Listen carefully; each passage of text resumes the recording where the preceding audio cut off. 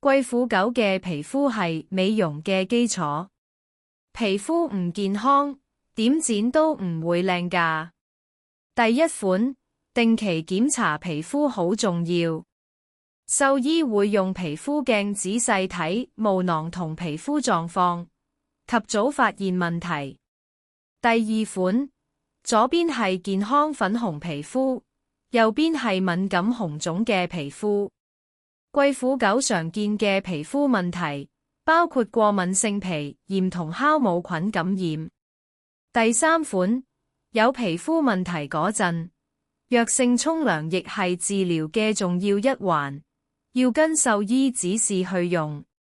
第四款，短裝修剪唔單止清爽，仲方便你日日檢查皮膚狀況，有紅點或者甩毛都可以即刻發現。第五款，內外夾攻鮮最有效。三文魚油、益生菌、低敏良、藍莓紅蘿蔔，全部對皮膚有益㗎。第六款，最後仲有環境因素。